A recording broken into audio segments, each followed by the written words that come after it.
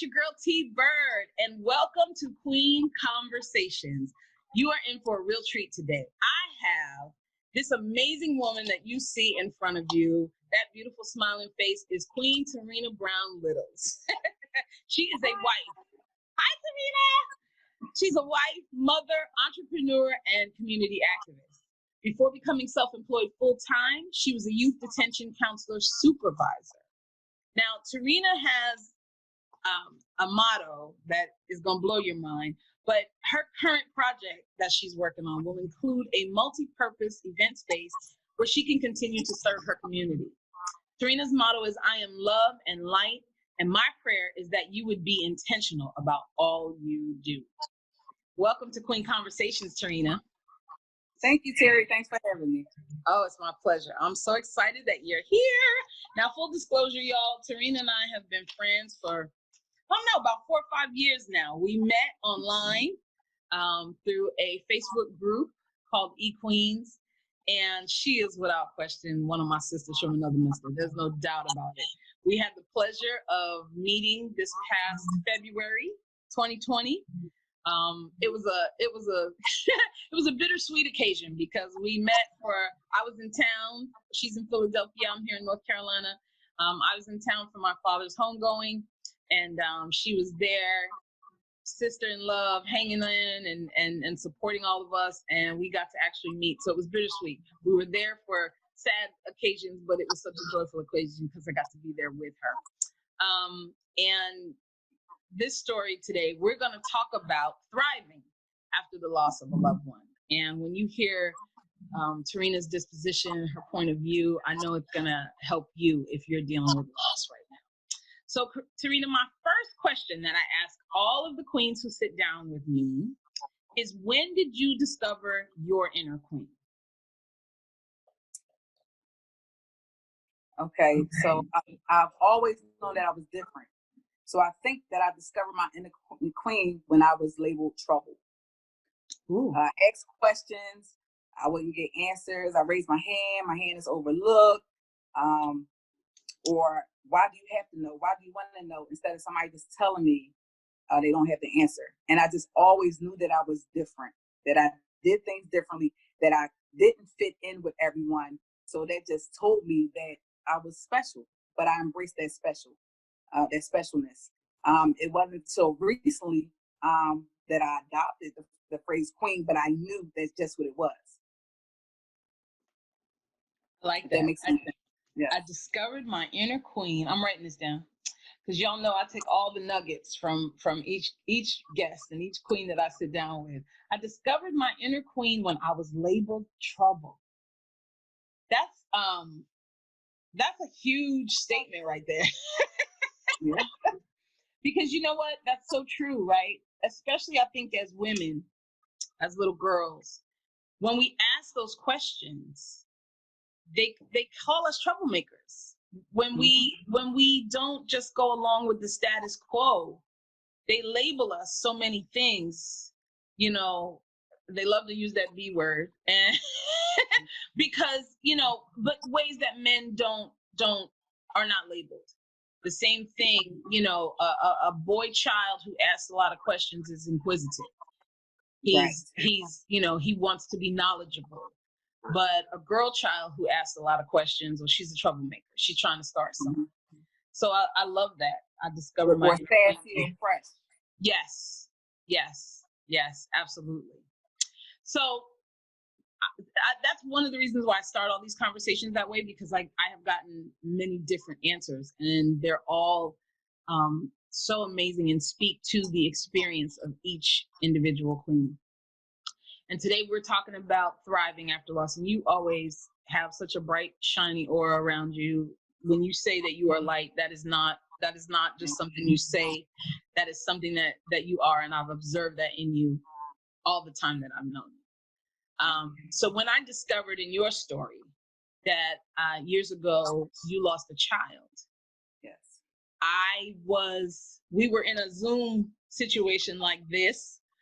We were with other women in a Bible study, and we were talking about forgiveness, and you just boom shared this bomb, And I Yes. remember thinking to myself, there's no way this lady has endured a tragedy like that.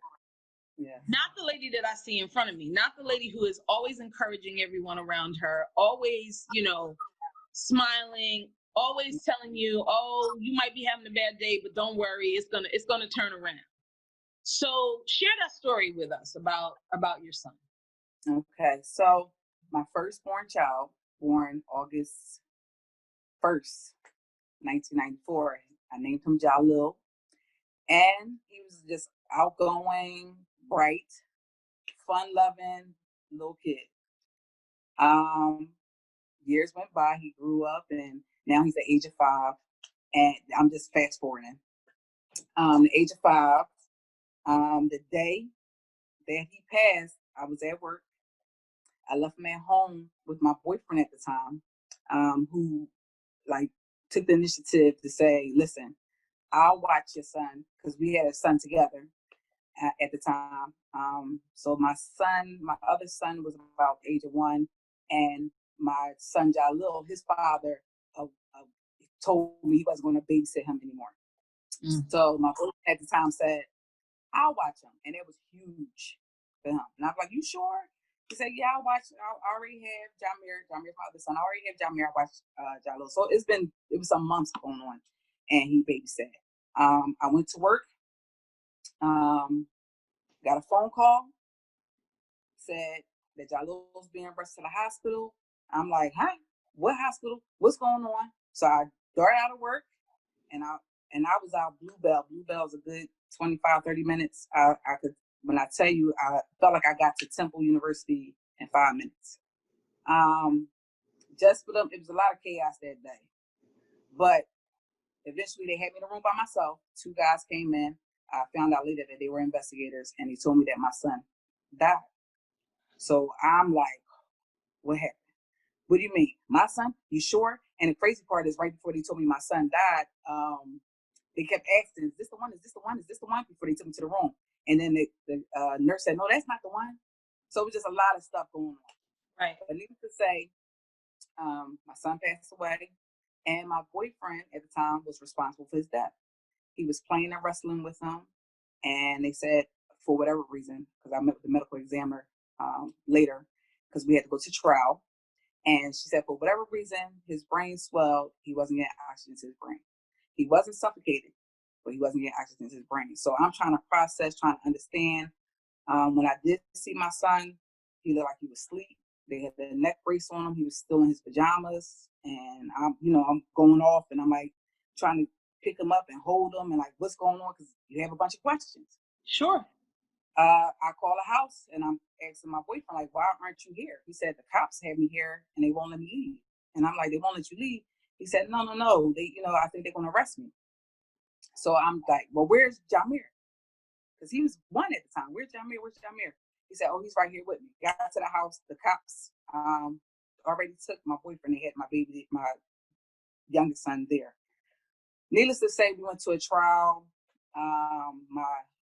He's my husband now. My boyfriend at the time was incarcerated. He did 6 years. And I waited for him, and I married him after he came home. So during that time of grief, and I tell everybody, I lost 2 loved ones at one time. Did I have a lot of questions? Yes, I had a lot of questions. I had it out with God. I asked, why my son? So I was angry with God, and I was asking God, why? Why my son? Why did you take my son? And I even said, the kids across the street are running up and down the street with no Pampers on, nothing on their feet. And I heard in that instant what I was saying. And I didn't wish bad on anybody's children. I just wanted some understanding to why, my son died. Yeah. And yeah. Yeah. That's so I hear you say now that your then boyfriend is now your husband. And I've seen pictures of you guys on Facebook. Two people definitely do not love each other more. But how did you get from, what do you mean my baby is not alive in your care, to this man is the love of my life and I love him? So he was the love of my life back then. And I told him, you don't want to get with me because you're going to fall in love. He didn't believe me. And the fact that he loved my son as if he was his own. And I knew that was big for him because our youngest son was his first child. And how many men take on other women's children? On top of that, if anybody knows me, I don't trust too many people with my children at all. And my son wasn't in daycare. My children wasn't in daycare because I didn't trust the daycare centers. And I just felt like because I left him in your care, I hold you responsible as if I would a daycare center. So when we went to trial, I actually went to get help. I went to see a psychiatrist, and she asked me how everything was going, and I told her, well, it's going. He came home on bail. They did lock him up for the crime. He came home on bail, and she asked me, how's that working? I said, well, it's fine. You know, sometimes I can look at him, sometimes I can't bear to see him. Sometimes I can be around him, sometimes I don't want to be around him. And she said, well, what is your plans for being in this relationship? I said, well, you know, we have a son together. You know, we probably stay together. At that time, I wasn't looking at marriage. And she said, well, have you forgiven him? And I'm like, yeah, I forgave him. I'm still with him. And she said, you're a believer. Won't you ask God to help you forgive him? And we'll talk about that in the next session. And so I went home and I just stopped everything and I just started praying. And I'm like, God, I just need forgiveness. I need understanding. Help me forgive. And I just went into a trance. I can't tell you how long I was praying for. I know I was wet. The carpet where I was wet. And I just asked for forgiveness. Please help me get understanding. Just ask for forgiveness. And I was just praying for him. And I was like, if something else happened that I need to know, please show me. And I just surrendered. And when I tell you a burden, just like when people say that, it was something that was lifted, like pulled from me. And then I felt cool air. And then I felt peace. And I was like, wow. From that point on, we had to go through trial. So I knew they were going to ask questions, show pictures. I took the stand on my son's behalf because I'm his voice. And so I told my relationship with him, my story, not holding anything or any resentment, any grudges. And I said, I just want justice as if it was a stranger in the street, you know? And so he did. He was incarcerated for 6 years. And we agreed that we would make it work. And it was just like a normal relationship. We had ups and downs in between, like we do now. And when he came out, he said, well, I want to get myself together. I'm not where I want to be. And I said, well, you promised me that you would marry me. And a year later, we got married.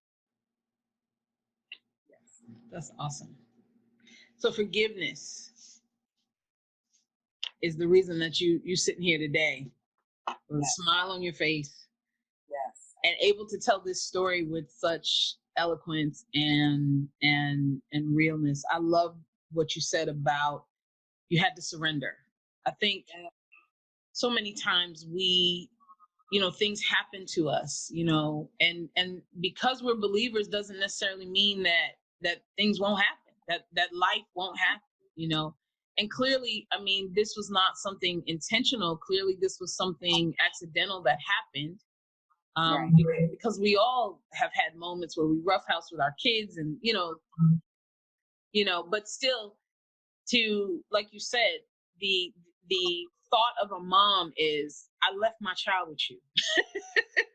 So regardless of whether it was an accident, intention, that doesn't really make a difference. I left my baby with you. And so that's what I've always admired. After I heard you tell this story, I just remember thinking, man, first of all, a lot of people talk the talk of forgiveness and serving God and being surrendered, but you sis walk the walk for real. There is no. Let me add that I've always been a fighter, right? And I just felt like I had to defend myself all the time, just trouble. Yeah. So trouble on to me, and so we say surrender like it's cliche, but even in that instant, when I found out that he died, I took my hands off.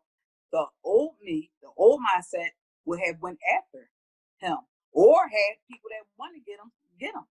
And Right. that it wasn't an option for me at all. It never crossed my mind. And I knew he didn't do it on purpose. I knew, you know. And so that's what helped me too. But I was just sitting back and reflecting like, girl, you changed. Like, who are you? Because I was very vengeful. I was going to get you and you would know that I was the one that got you. Yeah. By any means necessary. Yeah. So for me to just sit back and just let things, you know, just play out, that was huge for me in itself. Yeah.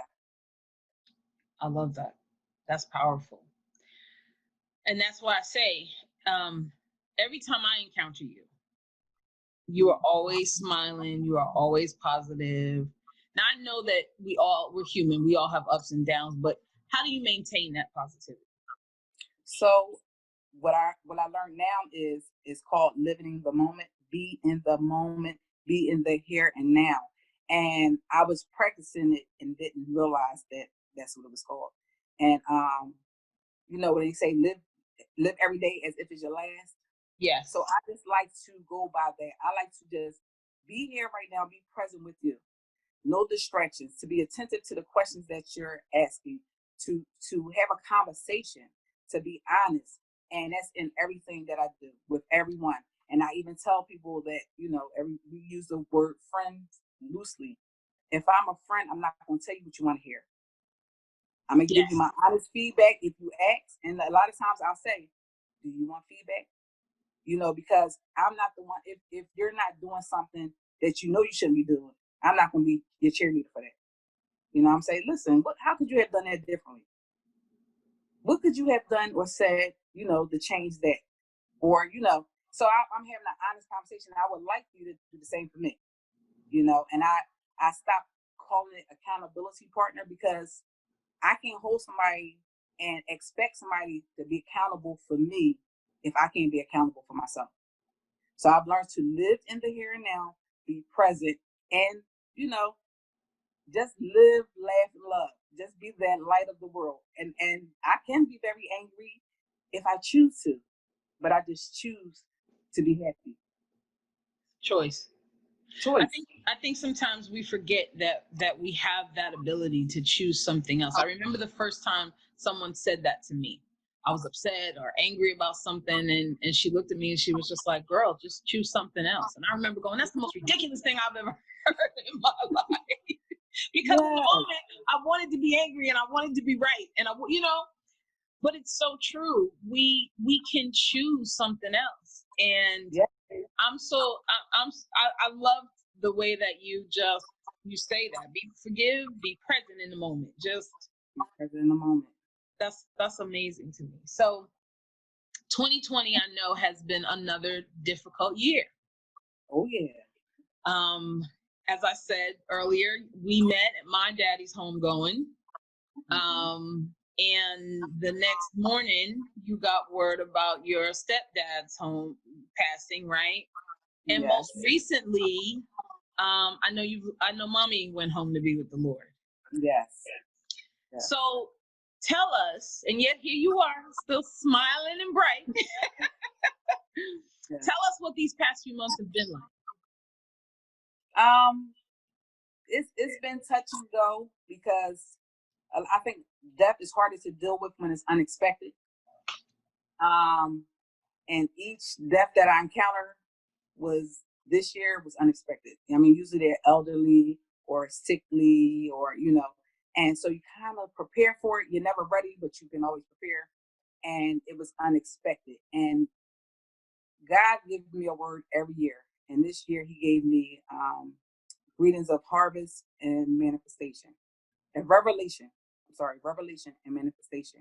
And what that spoke to me saying that things will be revealed to you, good, bad, or indifferent. But you will, and things will be manifested, good, bad, and indifferent.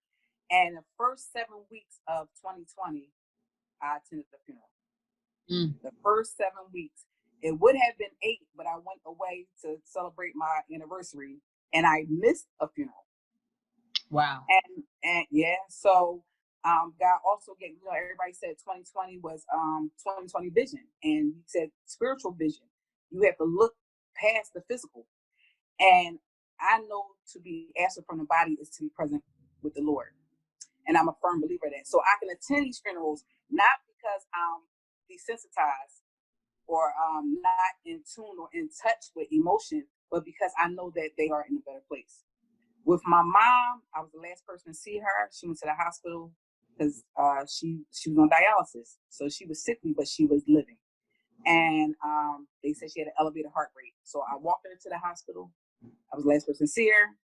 I was the last person to talk to her when I got the phone call, and she said she was tired. She tried. She can't do it no more. And with the death of my mom, I was telling a friend that it's so different. It's totally different from my son. And I told him that this is much harder. And my friend said, really? Compared to losing a child? I said, yes, because I'm living in that moment. So I'm feeling everything. So each and every time I get emotional, I get a memory, I hear a song, I get a scent, I sit in it and allow myself to feel, because what I learned that is if I don't feel and deal, I won't heal. Because if you don't deal with it, it'll keep resurfacing and it's going to keep coming. And it's like suppressing your feelings, your emotions. And a lot of times we do that. We suppress our feelings. It's like shaking up a soda can, shaking it up. And as soon as we pop that lid, we explode. And so I allow myself to sit in it and feel it, and it passes. And I tell myself it's okay not to be okay. It's okay not to be okay. You don't have to show face. And I was never really one that would wear a mask. I would tell you how I feel in that moment that I'm feeling it. But I just choose to just embrace the love that she gave me. And I see and know the love that she shared with everybody else. And we're talking about, I call it a pandemic, but we're talking about the situation that we're going through now where people weren't even allowed to be buried. And I found a funeral home which allowed us to have a service. The family members were limited, but we were allowed to have open caskets. Some people didn't have open casket. My uncle passed 5 days after my mom, my dad's brother, and he was cremated. And the hospital called the family and said he will be cremated tomorrow. Wow. So they didn't even have, we didn't have an option. They told us what they were going to do. So because the love that my mom had, I just wanted to honor her the best way I could with what we had. So I asked everybody to bring a red balloon. Her favorite color was red. And when we come out, when they bring the casket out and put the casket in hers, just release the balloon. And so we did that. And then when I came leaving her service, I just felt honored to be able to do that because I'm the eldest child of 4. She entrusted me to handle her business. The only time that I didn't cry was when I wrote the obituary, which was crazy. And I just smiled and just thought about her life. And that's how that's how I got through with my son as well. Because my son taught me to celebrate life. So because of that, although I lost a son, I work with children and I gained so many more children. And when I tell people that, they're like, you like kids? I love kids. And God just has been bringing them to me. And so now I know to hear and see them and be the voice for them and encourage them and empower them to use their own voices. So like I said, I was my son's voice on the stand. So a lot of times our children are overlooked, undervalued, And so I really believe one of my purposes is to be that voice with the children because of the death of my son. That makes sense? Girl, yes. Yes. So good, so good. And it's funny because my next question was going to be, what three things do you do to cope with grief? But you said you sit in it. Sit in it. Feel it. Feel it. It's hurt and pain because it's hurtful and painful. and we have to accept it for what it is. You can try to think other than what it is, but it is what it is. And if you don't deal with it, it's going to reoccur. It's going to keep happening, like life lessons. We go through the same stuff, expecting different results. Right. Do something different. You know, so I sit in it, and I've learned so much about myself. You talking about self discovery, self reflection, how I look at life. I mean, I even started a business in the midst of losing my mom, and I'm like, girl, you know. So I'm shocking myself. But anytime somebody asks me, "How are you doing? How are you doing?" I said, "Surprisingly well." But I know in my weakness that God is strong, and His strength dwells and runs through and out of me. And so I'm like this little broken down person, but God's strength makes me whole. And so that's what you see, a reflection of Him, His light and His love. Because me, I be balled up in the bed somewhere and I can't do it. And I don't want to talk to somebody and I don't want to live, you know.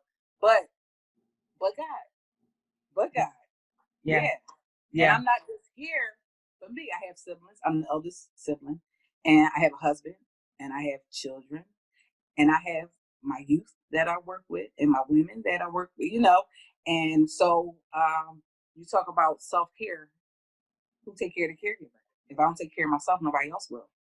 So I have to take care of myself first. So you sit in it, you take care So, of yourself, that's and mandatory. and you celebrate life. And celebrate life. Yes. I love it. I absolutely love it. So that's it's funny. You're answering so many of the questions that I have Mm. as you're talking, which I love. So, but you did mention mommy passing in this time. Was she affected by COVID, or was it just the kidney situation? So what I say is they said that she did test positive for the virus. Um, I know prior to going to the hospital, she didn't have the symptoms. She had fever. She had fever after she uh, was admitted to the hospital. She didn't have dry cough. She had like flu-like symptoms, but on being as though she was on dialysis, she had to go to dialysis every 3 days. They can't say I have to wait till this pandemic is over. They have Right. to go, and so which make them high risk. And when I took her to the hospital, I remember the guard saying, "Are both y'all being admitted?" And I said, "No, I just want to make sure that my mom is admitted. I'll be back. I got to make a run. I'll be back." And he said, "Oh, because," he pointed to the lobby. He said, "The lobby is closed. You can't wait in your car. And if you come back, you can't come back out." I said, "Excuse me?" He said, "If you come back, you can't come back out." And so that didn't sit well with me.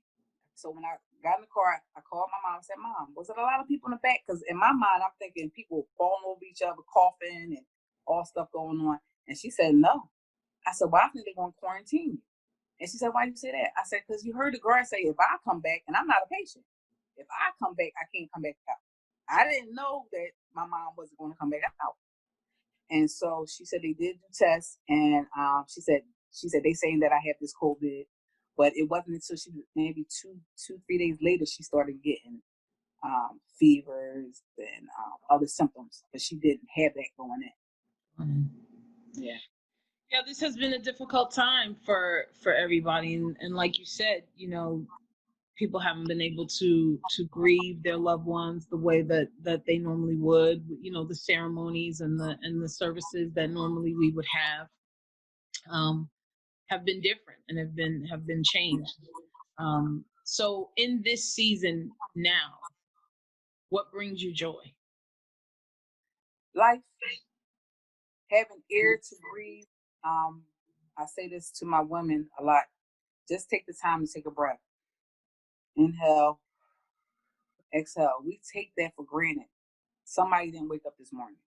We have people fighting over ventilators. They have to pick and choose who get a ventilator, who gets oxygen, and we can do it freely, and we don't appreciate it. And so every day that I wake up, once my feet hit the floor, I say thank you, and I take a deep breath because somebody wasn't able to do it. And then I say thank you, God, for another day, another opportunity to do something differently.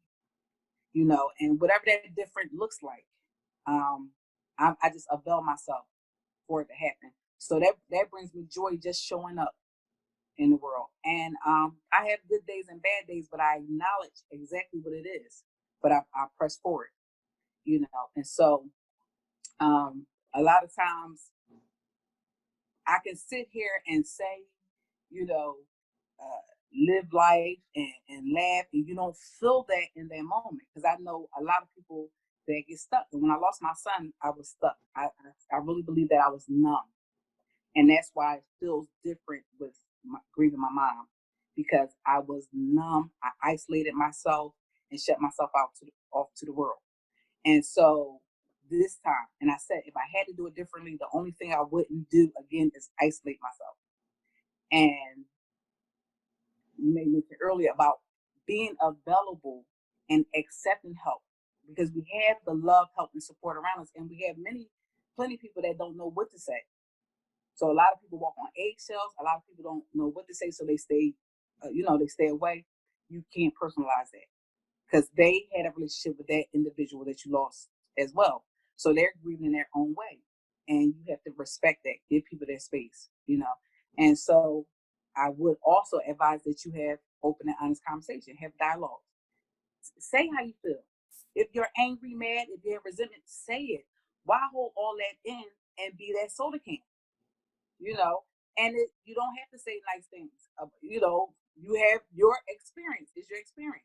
Even at the funeral, my cousin, he did the funeral. He was the pastor for the funeral, and I told him afterwards. He said that was hard. This is the second aunt that I had to bury. I know it was, and I said it just feels so good that you don't have to make up a story about the person, you know, and Yeah. that just brings yeah. And so in life, when we show up, you know, a lot of times we give other people strength to get through what they are going through, even if that's not our intention, you know. And so I always say I'm an open book. Anytime you have a question, ask. Our experiences may be different, but I'm going to be honest. I'm not going to always tell you what you want to hear, but I'm here for you, you know. But I have to show up for me first in order to avail myself to anybody else. And that's true, Terrina, because even as I was constructing the questions for this talk today, I had the hardest time writing the question to ask you about your son. I won't lie, because Mm-hmm. death makes us weird. I always say that, right? Death makes us weird. Now, I'm like you. Ask me what you want to ask me. I'm going to give you an open, honest answer. But I think sometimes people don't know how to approach us when we've lost someone. And I can honestly say I have said, listen, I don't know what to say, but I love you and I'm here for you. And, if you need me, let me know. Because I think Right. those are the only things we can say.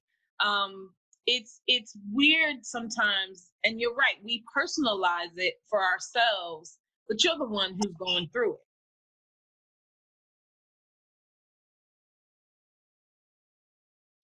So sometimes we personalize your experience because we love you, right? And Yeah. we don't want to hurt people that we love. And if some people are meant, like you said, they're grieving in their own ways, and you don't want to.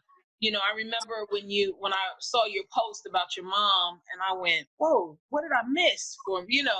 And I remember just texting you and saying, "Hey, I'm here if you need me," because I knew you were getting all of the Facebook posts. I knew folks were calling. I knew. And the one thing I do know about you is that I know you know how to take care of yourself well. Yeah. So I knew when you needed me, you would for sure call me. I knew that. But I wanted to also be respectful and say, girl, I see what you're going through. I'm not missing it. You know what I mean? But I knew that you didn't need 103 phone calls. You didn't need me to be calling every 10 minutes too. So what is the best way you think to let people know that we love them and we're here for them in their times of grief, but not smother them? I would say just you. And I'm saying that because no matter what you say, you don't know that person's mindset. You don't know what they're going through. I learned from my uncle when my aunt passed. We had a family meeting, and he said to the younger ones, he said, "We've been in this meeting for over an hour, and not one of y'all said, 'I'm sorry for your loss.'" And I'm glad that he said that because the conversation was sparked. And my cousin said, well, I didn't know what to say, you know, and I didn't know we were supposed to say that. You know, you don't get a curriculum on how to speak to someone when they grieve. And then I had my baby brother, and he said, people keep saying, I'm sorry for your loss. I don't want to hear that. I don't want to hear that. You know, so you really don't know what to say. And so you just be who you are, and like you would on a regular phone conversation. How you doing, girl? What's up? You know, so you're not ignoring the fact that they're going through. You know, you just acknowledge, are you okay? How you feeling today? You know, and that's enough. I go walking every day, and my girlfriend, she walks with me. She said, I haven't asked your sister yet how she feeling, how she making out with everything.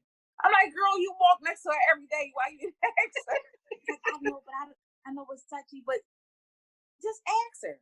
You know, you get a yay, nail, or nothing. You know, but just be who you are, and that's all you can. That's all you can do. That's a Yeah. good answer. So you did mention, of course, you are a mommy. Yes. How have you helped your children? How are you supporting them with their grief? Oh, man, that was the breakdown. My youngest son, he was here when I was on the phone because I had to pronounce my mom, and I actually called in the moment that she was coding. Wow. And yes, you're talking about the strength of God. So my youngest son and my daughter was here, so they got the information that night. I had to call my oldest son who doesn't live with me, and he avoids, and evades, and I knew it hit him hard.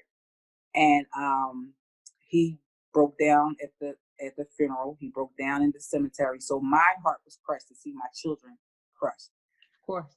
Uh, Later on that week, my daughter's 10. She has homework, so she's getting up 3 o'clock in the afternoon every day. And I'm like, babe, we did this for the first week. We have to get back on schedule. You know, she said, I'm scared to go to sleep, mom. I don't. I said, why you get up so late? She said, I'm scared to go to sleep. I said, why? She said, I don't want to die like my mom. Yes. So now I'm like, you're not gonna die like my mom. I said, well, how do you wake up? She said, I don't know when I fall asleep. I just fall asleep. I said, yeah, because your body needs rest. I said, go get some rest. I said, you pray and you talk to my mom before you go to bed and ask my mom to protect you. You know, and so that's been happening. She cried the other day. She was singing some song, and I really don't know the words, but I know she replaced it with my brother and my grandmother, and she kept repeating it. My brother and my grandmother, my brother and my grandmother, and I heard her voice cracking, and I'm like, "You all right?" And then she just cried, and I just held her in that moment. You know, my oldest son, he really doesn't say anything. He called me one day, and I'm like, "You okay?" Because he only called when he wants some money. I'm like, "You all right?" And he was like, "Yeah." And he was sniffling. I'm like, "You got a cold?" And he said, "No, I was crying." And that was huge for him. And I said, "So what's going on?" And he said, because we just bought him a car about a month and a half ago. He said, I was thinking about getting my car washed, and it would have been nice to wash it with Pop Pop because the Pop Pop died in February. And I said, that would have been nice. Pop Pop would have loved that. And so we, it just opened up the door to have those honest conversations. I'm like, wow, because I wouldn't have thought of that. I said, wow. So you had them on your mind, and I just had the conversation and just try to listen and not smother them. Like, oh, baby, don't worry, because you're the mom, you want to say, take all your worries away. And so, and like I said, I learned so much about myself because I'm that mom. Come here, I'll fix it for you. What do you need? I'll get it for you. And so I had to allow them to sit in it as well because we can become enablers. Yeah. But tell me how you feel, and what's going on. And, well, I'm here if you need me. You all right? Okay. I love you. I love you too. And I've been saying that a whole lot more since all of this been going on. Every phone call, I love you. I love you. I love you. Yeah. Yeah. Yeah. Yeah, you're right. We want to shield them so much from everything, but the truth of the matter is that they lost what you lost. Yes. And the best thing we can do is help them to process it the same way that you're processing it. I think that's wonderful. Yeah. What's been the most important part of your healing process? Um, self-care. Self-care has been the most important part, and I'll tell you why. At one point in my life, I became everything to everybody, and I didn't know who I was. And so I would take the kids to practice and rehearsal and meetings and this and that. And then hubby wanted to do this and that, or he didn't want to do. And I'm like, wait a minute, what do I like to do? What's my favorite song? What's my favorite color? Like I had no clue of my identity of who I was.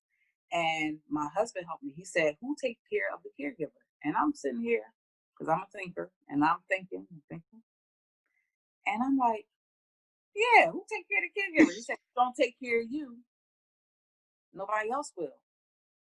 Shouldn't have told me that. I've been choosing myself ever since. I've been called selfish by the kids and the husband. I've been called petty. And I said, I'm all right with it because whatever I do, I choose for me. I'm happy at the end of the day. I live in that moment. I'm okay. Mom, you gonna cook? Nope. Why you not gonna cook? You said I don't cook. So if I don't cook, why would you expect me to cook? And I'm okay with it. And guess what? They cook for themselves. So they will find some food. Oh, they throw down. They make meals. Mom, you eating? I'm like, what? So I enabled them all that time, and they put the expectation on me to do it because I did it. Now I'm tired. I'm gonna give me some rest, and that's okay. They gonna survive. They gonna make out well. I'm okay. So that was the best lesson I've learned in life. Self-care, to choose me, take care of me. I love that. I always say that self-care is not selfish. It's not. It's self-full. You're filling yourself. You're made whole so you can pour out to others. Yes. That's good. That's good. So what ways do you care for yourself? Because I think we say the word self-care, but there's a queen who's on watching right now who says, what are you talking about? Mm-hmm. Because I remember the same way, right? Especially when we're early in our marriages and we're early with the kids, we turn into these super people who do everything, and we take on every task. We're active in our churches, our communities. We're doing it all, especially as Black women, right? We're gonna take everybody's stuff, put it on our back, and we're gonna carry that load. So when self-care became important to you, what does that look like for you? It looked like me making sacrifices for me. I like to dance. I took line dance classes. I like to eat. I'll go out. I don't wait on the whole family. Y'all want to go eat? What y'all want to eat? What y'all want to eat? I will go get myself something to eat. If I'm tired, I lay my butt down. I used to run on fumes. The kids call me, my mom calling me, my siblings calling me, and I'm like, all right, just lay down. And then I get right, okay, I'm on my way. I say no immediately. And I just found that I call it investing in self.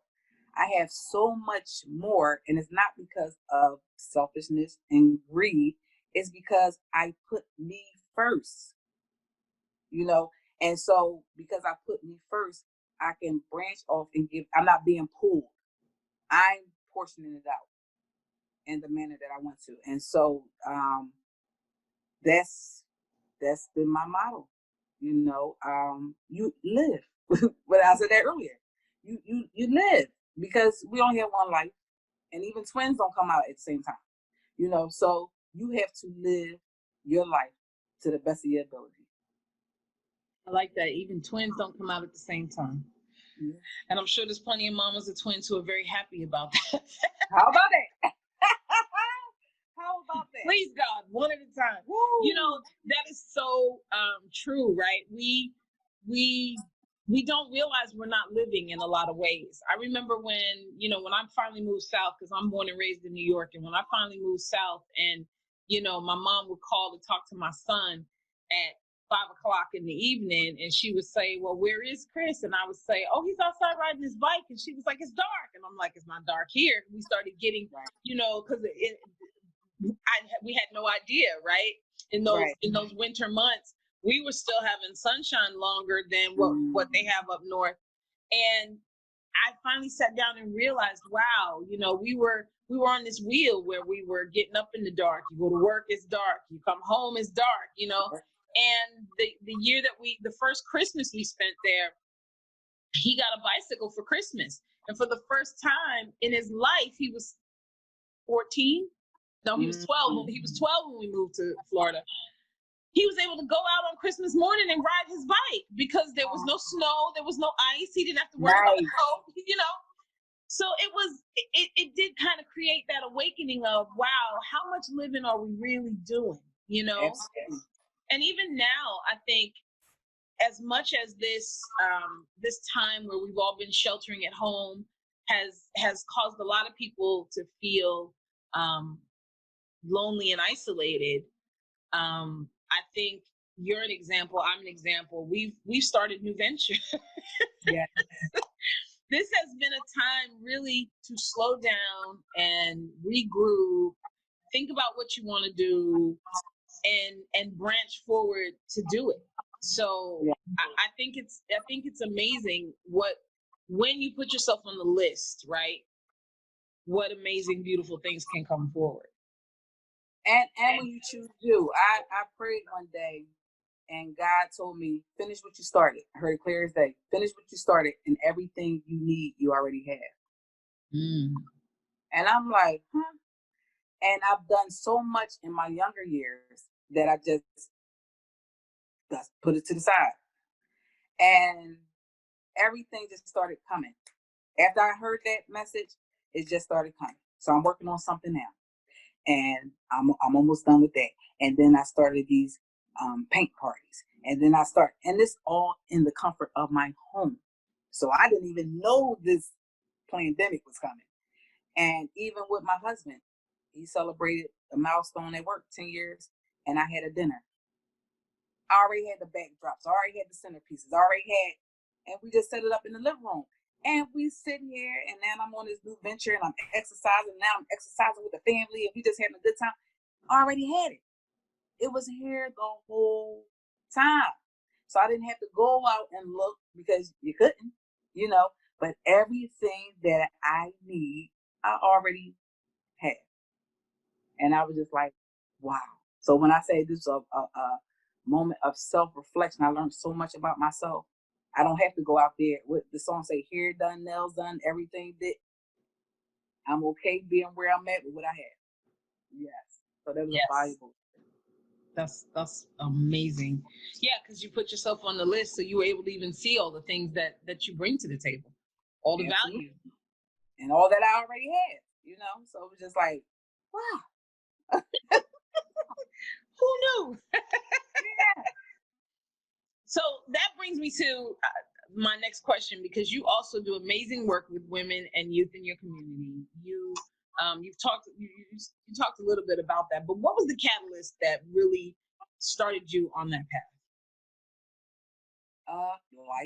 Life happening on life terms. When I said that I lost myself, I didn't know what I was, what I wanted to do, how I wanted to do it.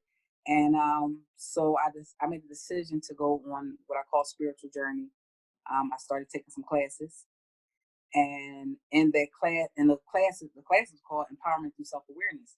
And so I started learning so much about self. Not only did I learn about self, I allowed myself to be open to more knowledge. And what I mean by that is I seen a quote, I think it came on Facebook, it said, what if everything you were taught was a lie? And I said, woo, wait a minute. Wait a minute. Because I know this and I believe this and I believe this. And then stuff started showing up. So I started asking more questions. Instead of asking other people, I started asking myself, what is that you like? Why did that bother you? Why do you feel that way? Why are you looking at it like that? Well, why did you say that? Well, why did you think that? And stuff just started being revealed. And I was like, oh, who are you? Ha. Yeah. Yes. And that's when the journaling came in, like, who am I? And I started writing it down. And I'm like, wow. So then I'm going back and reflecting, like, you had all this in you. Mind you, I already thought I was doing a whole bunch. But to learn so much about me was just blowing my mind. And so that's an ongoing journey. So that's what started it. And I through the class, I looked online and I found a retreat for women. And I went on this retreat and I got a wealth of knowledge. And I said, God, what am I supposed to do with this? This is powerful. And God said, open your living room. Huh? What you mean open my living room? No. Open your living room. I started a women's group September 22nd, 2019, out of my living room. And I was already working with youth. So my thinking is my passion is work with the kids. I love the kids. I work with the kids. I work with kids in detention, and the kids is the kids is the kids. When you say work with the women, I said, well, I can't work with the children without working with the parents. In my first meeting, I had 22 women show up. That told me that it was a need. Told me that it was a need. And we're doing just what we're doing right now, having open and honest conversations. So I've learned, I learned to, and I keep referencing God because I have a relationship. I'm not into the religion, traditional, do this, that way, that kind of way, that kind of way. I have a personal relationship and I talk to God every day. And, just like I'm talking to you. So what's up, God? And what's new? What do you want me to do? What does that look like? Oh, you don't want to tell me what it look like? Just show up. Okay, I'll show up. I'm there. And so that's helped me and guided me along this journey. And it opened me up to so much more, so much. So I'm embracing it and living in the moment. Well, I'm hoping that one of your women's group sessions now you're going to do it virtually so I can participate. I'll work on that Zoom. Yes. Within the next week or so. Okay, Yes. good. Okay, good. So we'll make sure that we connect and let people know how. Yes. I definitely want to help you. Absolutely do Thank that you. because you are so. Yes. You are such a powerhouse, and with more women. That's why I was so grateful that you were willing to sit down and have this conversation with me because we know that there are 5 stages to grief, right? Denial, anger, bargaining, depression, and acceptance. But so many times, as you mentioned before, people get stuck in one of those. Usually, they hang out in the anger and the depression part for a long time. How do you think you were able to get to the acceptance part? Me allow myself to be present. And like I said, feeling everything because I made a conscious choice to sit in it. Didn't know, like you say, come in waves. You don't always know when it's going to come, how it's going to come, what it's going to look like, what it's going to feel like. But when it comes, I acknowledge it. I acknowledge, okay, this is happening. And I sit in, whether it's crying, whatever. I mean, several times my husband made something to eat and I was starving. And I'll take 2, 3 bites and bust out crying. I'm sending the plate back. He's like, I thought you were hungry. And I was like, just give me a minute. And I just deal with it. I had text messages, I had phone calls. Are you okay? And I'm like, yes. You sure? Because they see me doing exercise on Facebook. Like, what? Are you crazy? And I'm like, no, I'm good. Are you okay? How's everybody? And so the acceptance helped me to embrace it for what it is. And so, it sounds strange, but it gives me the drive to move on, to move forward. It's not that I'm ignoring it. Like it don't exist. I cannot ignore it. But it just gives me the willpower to do better, to be better, and to live better. And that's what I've been doing. Yeah. Awesome. That's awesome. So when people hear your story, because we've unpacked a whole lot today. Yeah. But what's the one thing you want them to know? What do you want them to take away? I'm always going to say forgiveness. Forgive yourself and forgive all forgiveness is self-forgiveness. You may never get a sorry. You may never get an apology from anyone or anything that done something to you. But you have to forgive yourself. You have to love yourself so you can take care of you. And so that's been a big thing. People say you forgive and forget. You don't forget what happened, but you forget the offense where it doesn't have control over you and you don't feel those same emotions. If something happened to me 25 years ago and I'm still enraged about it as if it just happened, that means you didn't forget. And so you let go, you let God. I trust God with all things. I may not always agree, but I don't have to pick that up. It's like carrying the burden. Earlier you said we carry all the baggage, and then we're carrying our baggage, and my kids got one, let me pick their bag up. The husband got one, let me pick that bag up. Ministry has one, let me pick that bag up. Now we weighted and carrying stuff that don't even belong to us. So we have to love ourselves. We have to forgive ourselves, accept the things you cannot change, have the courage to change the things you can, and the wisdom to know the difference. And I think that would be a helpful nugget to carry on in life, because you're not carrying that load that really isn't yours anyway. Wow, girl, you. I always walk away whenever I talk to you. I always take notes. But yeah, I love that. That don't pick up other people's stuff either. It's hard enough to put your own stuff aside. And sometimes we go low. We be like all the way down and pick it up. You went really low for that one. Leave it there. Leave it there. Absolutely. And you just start pulling off the layers. Just pull off the layers. And that, with you asking yourself questions, is peeling back the layers. Yes. Uncovering a whole new you. Yeah. So what are you looking forward to as you continue this journey?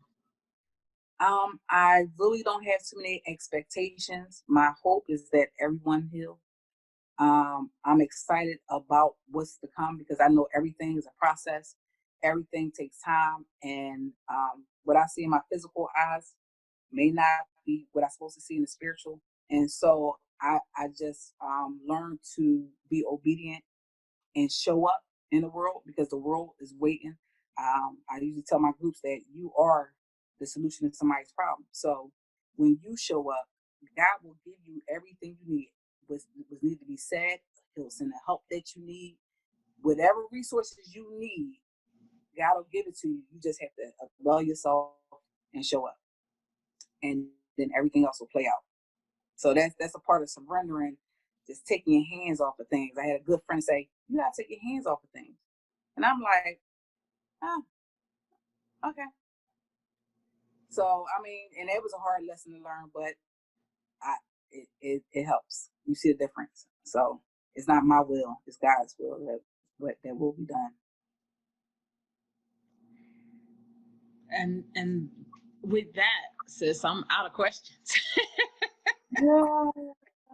Well, thanks for having me. This was really good. I love it.